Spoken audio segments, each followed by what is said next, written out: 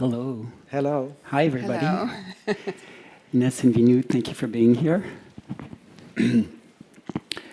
So I think we should jump right into it. You guys have been playing with what's real for a really long time. We have. Yeah. And I know that in March you'll be showing 40 years of work. Can we get the images, please? So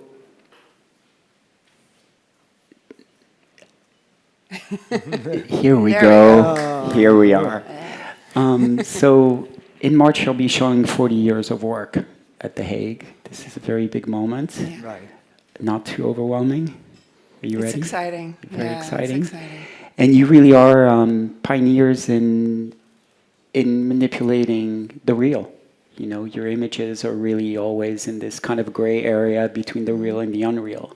Mm-hmm. Can you speak to us a little bit about how this art form, this language began? I think our main aim in our work is to kind of destabilize the conventional promise of photography as a purveyor of truth. I think that's what's at the bottom of every image we make, or one of the things that's at the heart of every image we make. We are obsessed with cutting through time and having this kind of second chance at the decisive moment, which is such a thing in photography. And the idea of photography being a reflection of what's real and the truth was never the case, but certainly now is absolutely not the case. But when we started using digital manipulation back in 1991, On the quantum paint box before Photoshop,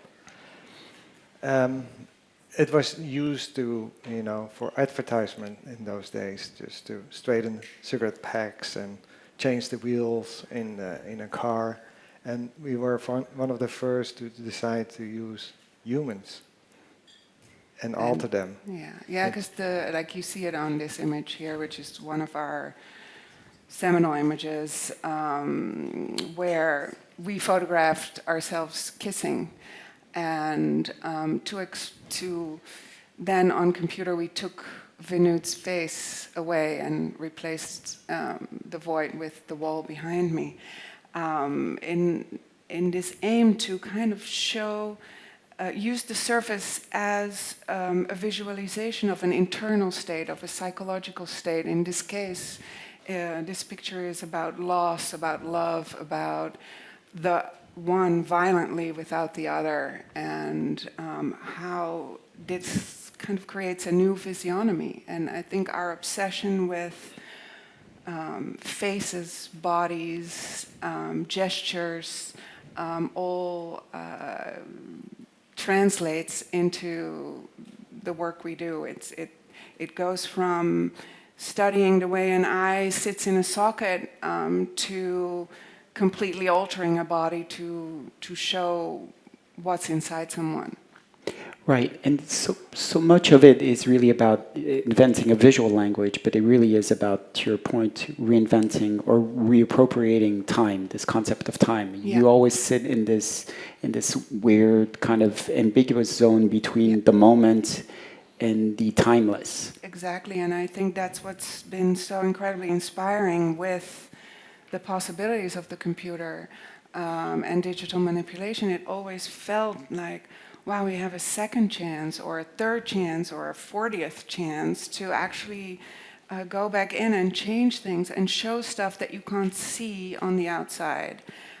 We can see when someone's maybe shy or embarrassed, like you blush, but that's about it, or you get really skinny when you are in a breakup or whatever, but it's not like, other elements of human psychology, and we are really, really interested in that in every way, like whether we are making work like this that lives in the art space or whether we're in the fashion world, there's always that idea of sort of subverting time and cutting through the surface is really, I think that's what we're dealing with. It's a flat image, it's a photograph, but we got to try to go through. But it's a living thing at the same time. The process really never ends. No. I mean, 40 years. It's like right, but keeps it's. going. I mean, as you were showing me, the installation, we were struck about how it's really timeless. The body of work is timeless. We took time out of took it off the table. Pictures. So it's 40 years of our work. But if you look at it at the exhibition, you have no idea which image was taken 40 years ago or which one was taken yesterday. And I think it's also the way we use the manipulation. It's sometimes so subtle that you don't know. And we always confuse people because a lot of people think everything is manipulated, what we do, but most things are just straight out of the camera and we don't change anything. But then people, because how they grow up with our images, they think there must be something, they did something, and we didn't do anything. Right, and you were telling me about the first reactions to those manipulated imagery, manipulated imagery. This series too is one that we made in '92. And when and this whole series is where it really is about showing an internal state, an emotional or psychological side, and altering the physicality. Because we can, and I think it sort of set the stage. Like here, for instance, we changed their hands for a woman's hands, kind of along the lines of what Lou was describing yesterday. How a hand is something that's tender and touches, but also something that it's can a weapon be violent at the same time.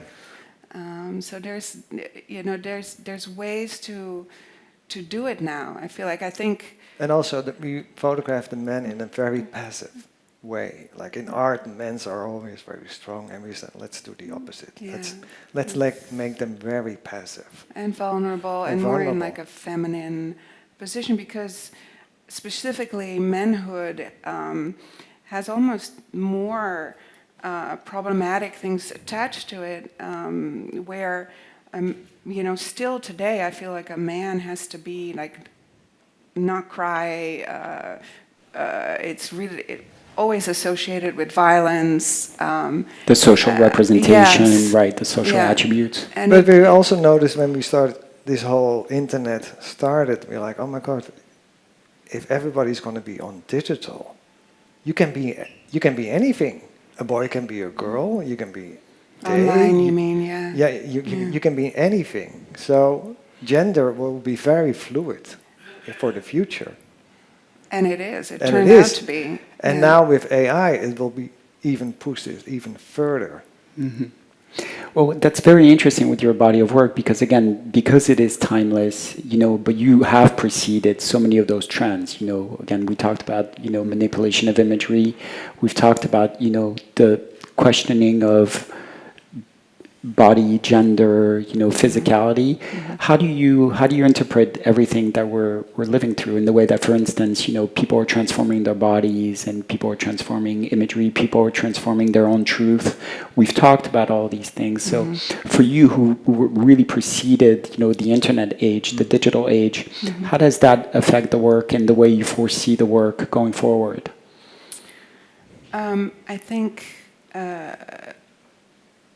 it's good and bad, I guess. There's two ways to it. And I think that's a part that's also plays along in our work a lot, this idea of ambiguity and duality and being equally attracted to the beautiful and the grotesque at the same time. And I think there is a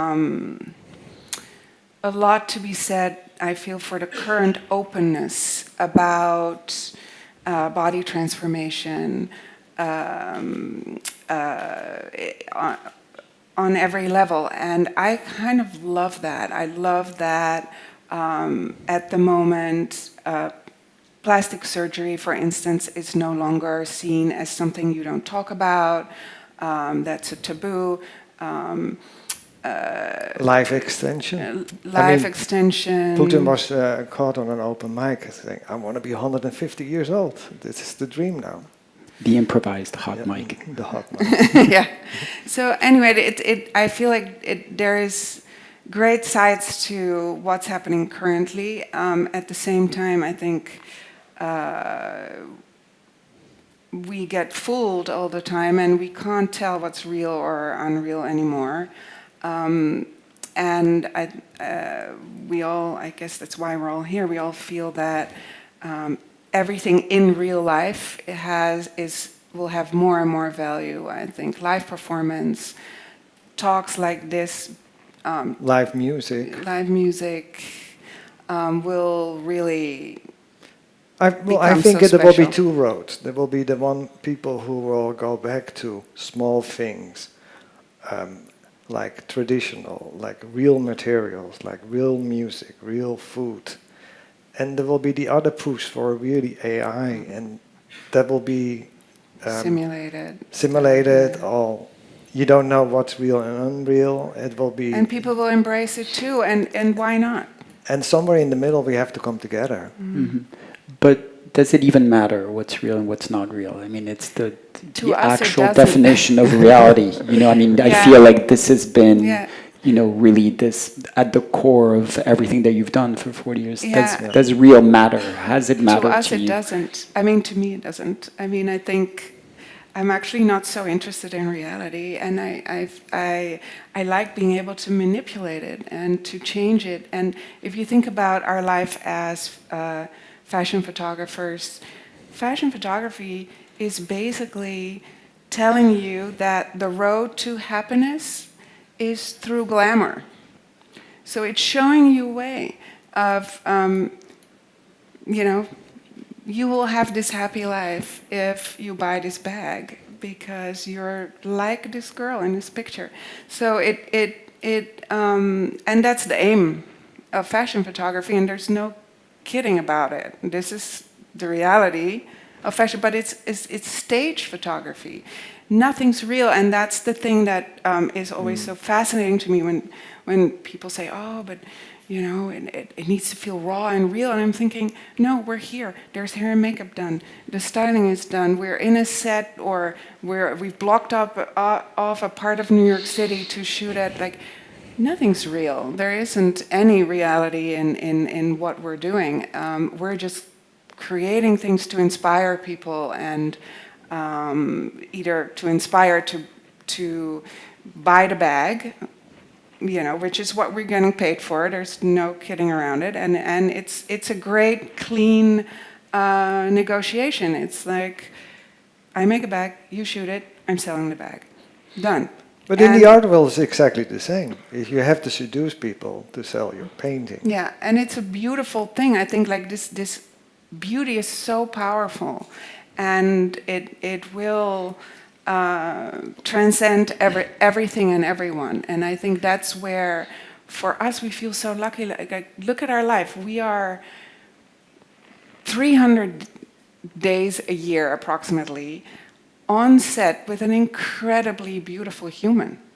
And I'm always like, well, look at this. No, not only beautiful, but also most of the time very interesting. Interesting, amazing, gorgeous. But like in any case, I get to look at like Malgosia's eyes like for a whole day, and I'm like, look, like not everybody has that chance. And I think that's why people come to museums. Like, they want to see something beautiful. They want to be overwhelmed by it, and I can be overwhelmed. Like sometimes. We photograph someone, and I'm just like, I actually don't even have to take the picture. I'm just so happy just looking at this person. And I feel like it's not so much like about, oh, this person is beautiful, this person is not. It's about finding something in someone that kind of overwhelms you in a way. But I think it's almost like emotion. To find a really strong emotion, it will be the most important thing in the future. True. Yeah. Don't you think? Yeah. Emotion Sure. and energy. Yeah. Also the energy. I mean, I've had a chance to see you on set. It's really how you you feed off of the energy and you start dancing around it and try to capture it. But to go back to the fashion industry, I think so much of the work that you've done was precisely to question the cliches and to question the pervasiveness of perfection and these kind of this imagery 100%. And these myths in the fashion industry. Do you find that that is still possible, or if not the fashion industry, what are some of the creative spaces that you like to explore that you find are welcoming this kind of ambiguous language? I think it's still possible, and I think it's there, and it was the thing that because we started as artists sort of on the outside of the fashion world. We were always outsiders, and I still think are. we're still outsiders. We don't belong in the fashion world, we don't belong in the art world, we don't belong in the film world. We're like, Fringe. We observe people. That was what we love to do. But it kind of like, at some point we decided like, being like taking a step inside, let's say, the fashion world gives us a chance to talk about all its norms and standards and preconceived ideas and play with the codes of clothes, because that's the other thing that people underestimate. A lot of people say to us like, oh my God, fashion is so superficial, and I'm thinking, well, you get up in the morning and you're putting something on and you're talking with your clothes. We're all talking with our watches, you know, we're like, I'm wearing a Cartier, sneakers like, nowadays. What are you wearing? And nobody really studied It's this. a language. It's a language. It comes from somewhere, and somebody decided it for you, and you just copy it. You took it from your father or your mom or somebody you like admire, but you just copy it, and you don't even know where it comes from. But we all make a decision when we get up. Like today, I have an interview for a job, so I'm dressing this way. Or I'm, hanging out with friends, and she's always wearing something sexy, so I'm going to wear something sexy. So it's like it's a mimicking game. It's a negotiation constantly, and so we always say but it's a language, you talk with it, and that's what makes it so interesting, because a white shoe in the 80s meant something very different in the 90s, and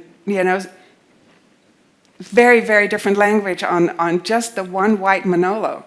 So I think that's what's interesting us all the time, is this idea of like, okay, what does it say now? What does it say about culture now? What does it say about humans now? Who do we want to be at this moment?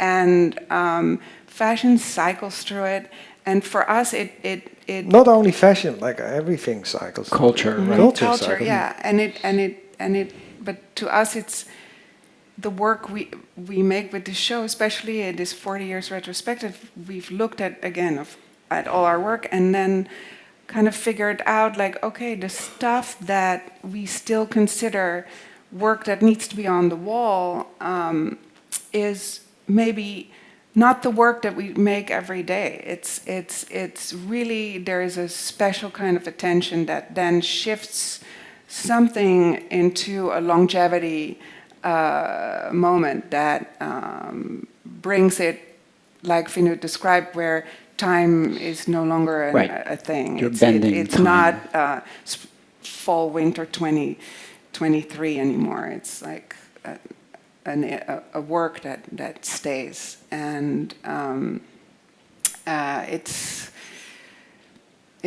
an amazing life. Like we have I think the coolest life, and we have each other. And I feel like, people say, oh, you work together. I could never work with my husband. And I don't know how else to live. I mean, that's probably the most real thing I've seen in the last few months is the love that you have for each other. Just I mean, not even these are couple goals. I mean, these guys totally hold agree. hands With down the street. With literally. love is the most important word. Of course. And I see how it really, it transpires in all the work. But our body of work is a testimony to our love, I feel like. I feel it's not, people say, oh, but do you have time, Twigs, she asked us the other day. To be intimate. Do you have time to be intimate? But I'm like, look, it's we're like, constantly this is intimate. This is it. Like, and I was just saying, being on set with you guys, it's like we're watching you guys dance. It's like one couple dancing. It's it's incredible. And okay, well, there is 40 years of work together that shows this intimacy and the the immediate connection we create with the person in front of us, the sitter, the person that we're photographing. And I think that's the other thing for us is so important, is the immediate establishment of trust. And I think Mangosha talked about that too. It's like you, as the model or as the sitter, you surrender. You have to, otherwise it's not a good image. It will never happen. And we surrender too. Yeah. Like You gotta- if we are like Empty vessel. we are an empty vessel. We just absorb your energy and we get spit it back out. to you. Yeah. And how do you deal with moments when the energy doesn't come through? I mean, That never happens. it's never happened to you on set where the energy doesn't. No, maybe once when Even- someone was a Or negative asshole. energy, right? We've only shot one asshole in this whole 40 years. That's a pretty good. Yeah, it was Statistically, okay. that's pretty good. It was good, and we still One talk every about 40 it. years.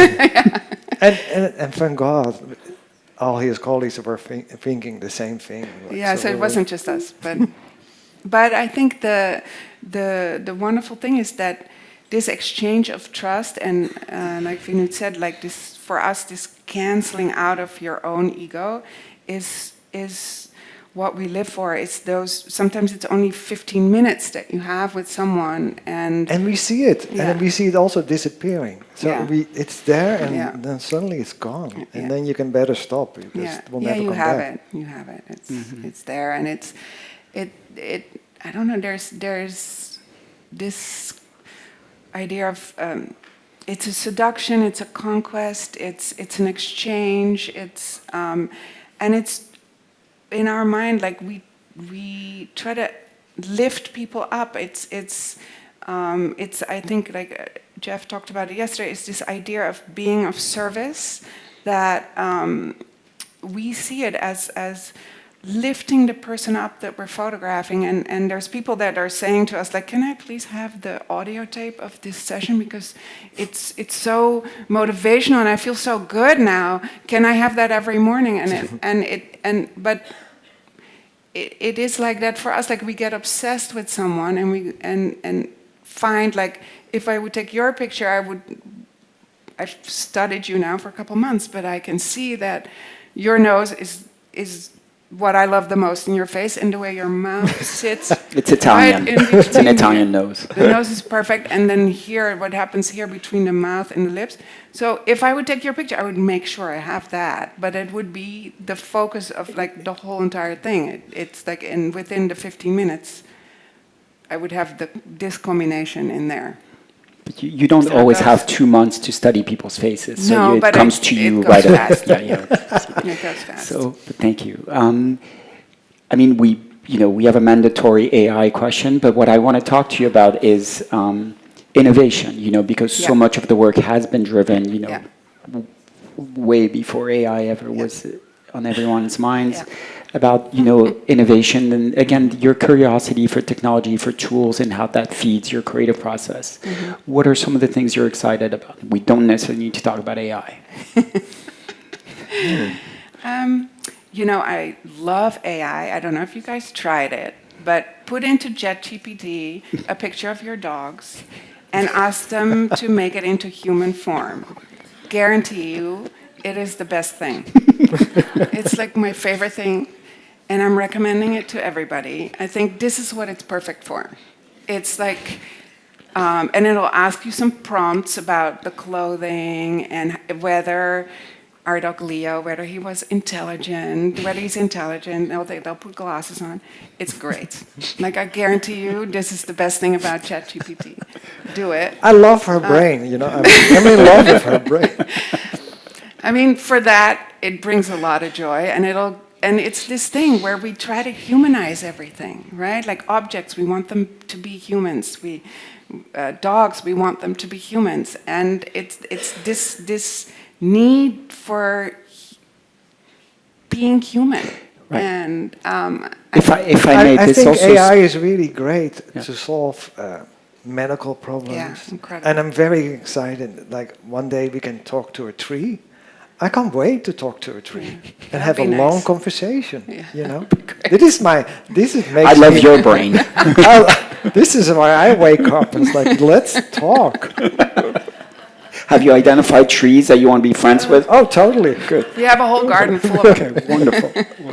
No, but what I was going to say is I think it also speaks to, hearing you speak about ChatGPT and stuff, it speaks to the playfulness in your work. I think that, again, I've had the chance to work with you. Everything is so playful and so light and so... Well, there is no there's right a childish and wrong in our element work. to... Yeah. And Yeah, so- we try to not be too stuck. We prepare very well, but then we just let it go. And then also with the knowledge and the confidence that later on the computer we can still do whatever we want to do. So it's just so wonderful because you are just so in the moment and you react to everything around you, knowing that later there is this second chance that you can just go back in and change things or augment stuff or enlarge things, take things away. I mean, I love taking trash cans out of the street when we're doing a street shot. It's very satisfying when that trash can go. So there's just from small to big, and I think the feeling of creating with a team is also very important to us. Like, we are collaborators. Yeah, we love to learn from other people. Yeah, we are super into other people's expertise, giving their input, creating something together. And we always say, like, we always envision our shoots where, the sitter is here and then our whole team is sort of behind the camera and you see all these lines, all these arrows of energy going to the person. And it's the most beautiful thing. It's such an amazing moment where you're all going like, wow, it's this idea of wonder. And it must probably be funny. I don't know, Małgosia and Lou can both talk to this probably about when you're on the other side and you see all of us go like, all those faces. but it's the best feeling. And we are also the happiest if we work. yeah, We love working. we're miserable when we're not working. Like, holiday really doesn't work. Well, you had a 3-day holiday this summer, right? Yes. Yes, so that's fine. We call it, in France, we call it a weekend. But Yeah, yes, like, what's a weekend? we have them every week. Not us, but we love it. We're the happiest when we're creating, and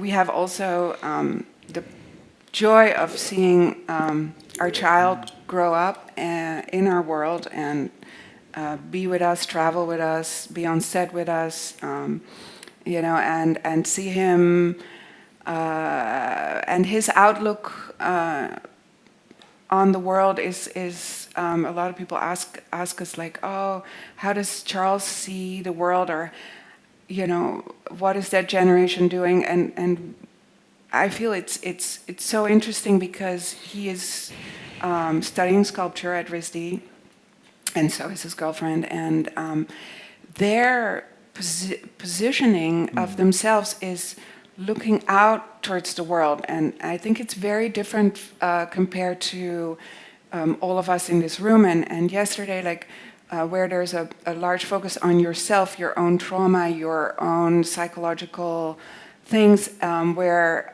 actually I'm noticing with his generation that they're realizing, okay, the world needs help, and we need to talk about it, and that's what they're focusing on in their art, on preserving nature, understanding our role in it, and what music can bring to an experience, and they're much more about facing outward rather than inward as a research, and I find that extremely promising. I'm very inspired by his friends and his generation. Like, So we asked the question, this is our mantra to AI: think human, think love, think nature. Repeat. And work on it. Think human, think love, think nature. Wonderful. Thank you so much. I think it's a Thank great, you. great conclusion. Maybe we'll take questions. Thank you. I have a question. Hi. Hi, Lou. Hi. Hello. I was wondering, I've been lucky to work with you guys, and I was wondering if, because there's something extremely magical when we work with you that has to do with the line being already blurred between where does Inez begin, where does Vinoodh begin, where do they end, which, as the person sitting down, is an extremely strange vibration of having you two on front and both of you deciding who we are or not, both of you there. And I realized yesterday morning that that with all this talk of what was really real, I thought, of course you've been working with that for 40 years, because there's already something about the boundary is a very strange place, and there seems to be a ritual of how we're suddenly petite and we're being maybe objectified or not. And it feels like you're always the one who physically comes in, touches with your hand, a hair, a part of the face, draw back, camera up, look at Vinoodh. And this strange This is how it goes. dance is something where I've never lived it with any other photographers, and I thought, was it straight away a realization that you two could suddenly be, it's like you're two parts of the same person, or something strange of man and woman. You look alike, you move alike, your hands, and I've never known in the pictures if it was yours or yours, and I don't Nobody care. will. And we don't care too. And No. that's what that was the Yeah. question. No. Do you care? No. No. I think after 40 years working together and living together, our brains are synced. It's all about energy in the end, you know, and I think what Inez thinks sometimes, and we were like, oh, I just was, you know, I want to do this. And he's like, oh, how do you know I want to do that? Yeah. You know? Yeah, we're so aligned now, and And for us, gender is not important. yeah, no, and no, gender never really comes into play, or we're not concerned with it at all. But I think I think there's something also like about an extreme trust in each other that kind of makes us both sort of relax into it and kind of like flow as we're seeing something develop in front of our eyes. So it's and it's true, I'm the one that always touches the hair. But it's like I'm closet hairdresser, and I can't love touch the hair because it's so important. Like the hair is everything for a silhouette, or you know, just to see a little bit more of the eye or the way your cheekbone sits in it. To me, it makes a big difference whether this is here or here. It's huge. So but it feels like if it's even more something of like, we suddenly feel like water. It's like, as you were saying, an image is like à plat, but you kind of, you decide the magic moment where it's like you go through us. through it, yeah. And And it's then- what comes back from you sitting in front of us. So that's the magic. The magic, and that's what's so amazing too with shooting together, you know, because you know, I'm usually the one that directs the person and gets sort of the aware photograph, but then Vinoodh walks around and gets other angles. But because the sitter is looking at me, at my lens, there's an intention, there's an alertness, there's an awakeness, and an awareness of the photograph being taken, that whether it's taken from the side or whether it's through my lens, it still has the same intensity. And it's very different than if I would ask you just turn your head. It's like there's, you know, it's a very different feeling. And I think we discovered that as, you know, from the moment Vinoodh picked up a camera, which was by chance because we had a new camera on set that I refused to touch. And and Vinoodh said, I'll do it.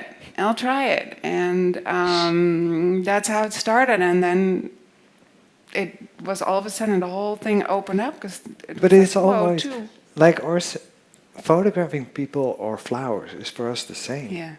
it's the same intention, Yeah. the same, concentration, and it's still life, Yeah. basically. Yeah, we always say like everything is a still life. Like me, when I'm at home in our house in New York or in the Hamptons, I'm constantly rearranging everything. I don't know about you guys, but I'm doing like the orange and then the green apple. No, the pomegranate needs to go here.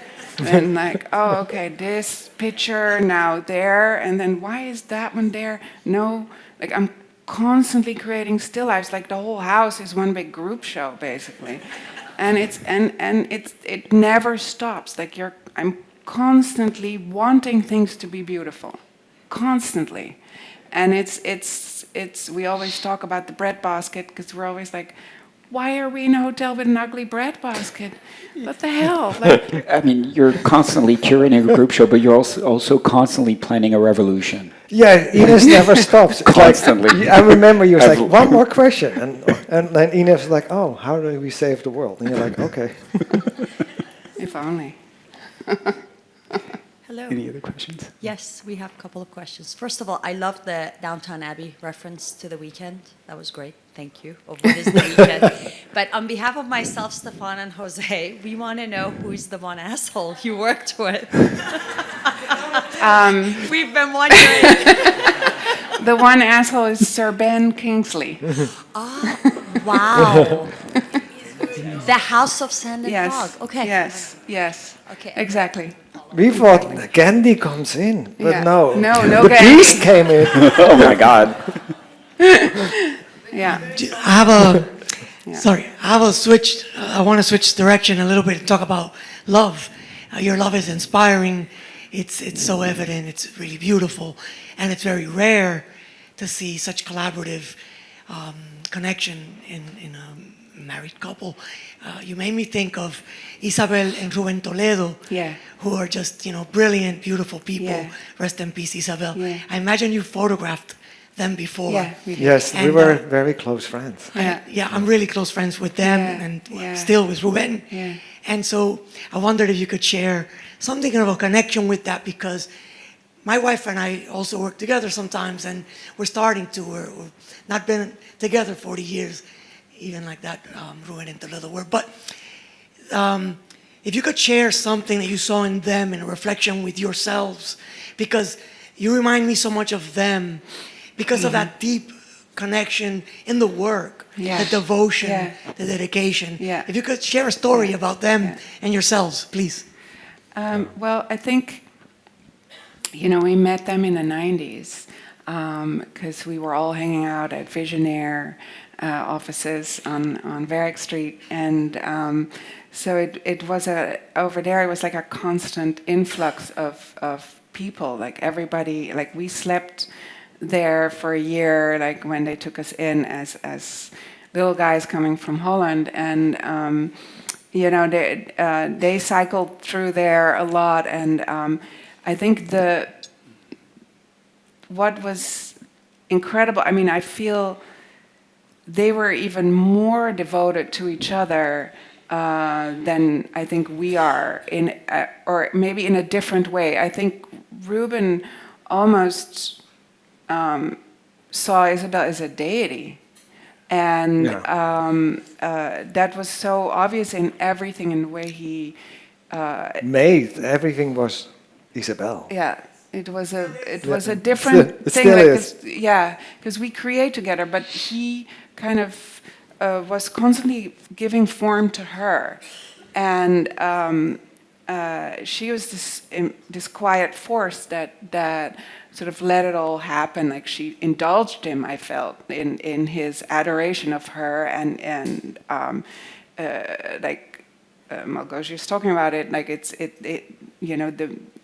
she was his muse, like beyond anyone else's way of having a muse, I think. And we connected on that level in the sense that, couples working together, living together, being together 24/7, and people saying like, how can you be together 24/7? I go crazy. And people are like, how are you not? Life's too short. And I think they felt the same way. It was beautiful, like a beautiful way, but I think in their culture, it was much more about adoration. He really put her on a pedestal in a beautiful way, incredible. I see you both put each other on that pedestal. Yeah, it's like yeah. Well, we're from Holland. It's a different vibe.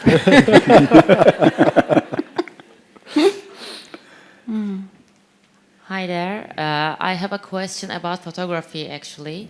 You are capturing the moment while you are photographing it, but do you also think that you are missing the moment? What do you think about that? No. No. No. Thank you. No, I don't think we miss the moment. I think it is what is the moment? You know, we're creating the moment and then setting it free, and then you know, like Bresson obviously talked about the decisive moment so much, and this was very much based on photojournalism, right? On sort of finding the composition in a chaos, and then clicking at that moment where everything is in line, right? And we set that up, but then disrupted and kind of even like corrupt the decisive moment by going in later in the computer and saying, okay, no, we took that at 2:45 p.m. on Wednesday the 25th, but now a month later we're going back in, and this image now exists, has a time slot of a month later where we completely altered it and changed it into something else. So I think that gives us a lot of pleasure that there is that other But we chance. also understood a picture, a photograph, was never real. No. And people thought that in the beginning, oh, Yeah. this is reality, this is how it looks. Nothing is. But a human eye cannot see as a camera. No. A human eye is constantly moving. It Yeah. never stands still. Yeah. It can't focus all the time. Yeah. So a sharp, still image is not reality. And that was at the beginning of our work when we started to combine photographs of people in the studio with then stock slides that we got from image banks and stuff on the computer. I think that's what created this friction and this unease and this ambiguity, which we feel is sort of like so important because background and foreground were sharp. And it's equally. not possible in real life. In photo, it's And not people, possible. yeah, it's not we possible. we see everything sharp now, but like in a photograph, if I would take a picture now, the back would be unsharp. It's just the way a camera works. But with the computer, there is now the possibility, or there was since then. And there are studies, if you show merge. that to people, they like the picture with the sharp background and the sharp person the most. Because they want to be fooled. Yeah, but it was it's this sort of hyper realism that you know, it was always very exciting to us, and That's why we love in painting, but it's super real. yeah. Thank you for the answer. Also, one more question. As a power couple, what do you recommend the couples that work together to find the balance between love and work? Stay flexible. Yeah. Thank you. Yeah, one person has to be easy. Which one is that, Inez? It alternates. We alternate. You take turns. Hi. But it's also like we work 40 years, but it feels like 2 days. Yeah. You know, it's like We I don't still feel like we're just I starting feel like I'm out. just starting. I mean, you're my teenage friends. You're my. Yeah, we feel like teenagers. We really do. It's crazy, but it's, yeah. Hi. First, a comment. don't see As an artist working with photography, coming up through art school in the 90s, early aughts, I was such a fan of your work, and thank you for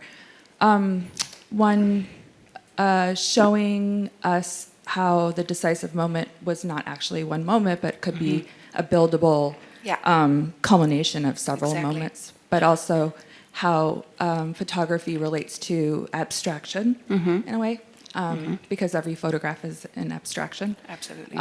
But my question is about your collaboration, and what was your first collaboration, and what made you decide to start working together, and what came first, the love or the work?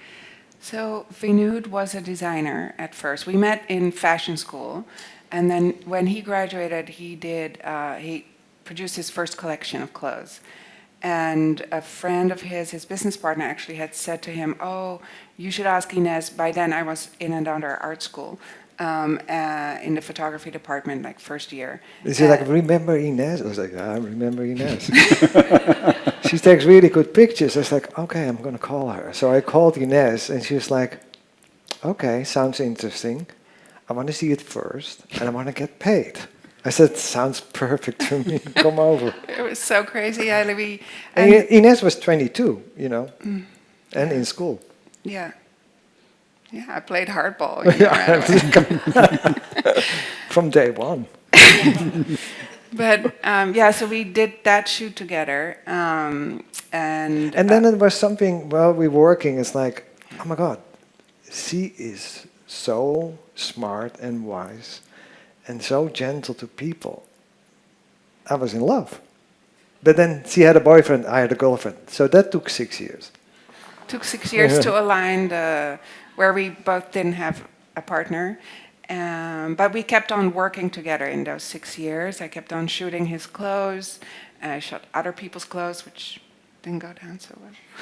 And then, you know, by 6 years later, we met at the cash machine. And Good sign. by chance. And that was it. We went for a coffee and it's done. And yeah, it's actually the invitation for his show. It was an invite, right? Like, yeah, which we did in Amsterdam on this girl I'd found on the street that was incredible looking, and you know, it's a black and white, beautiful black and white photograph, and it was the beginning of it. Yeah, 1986.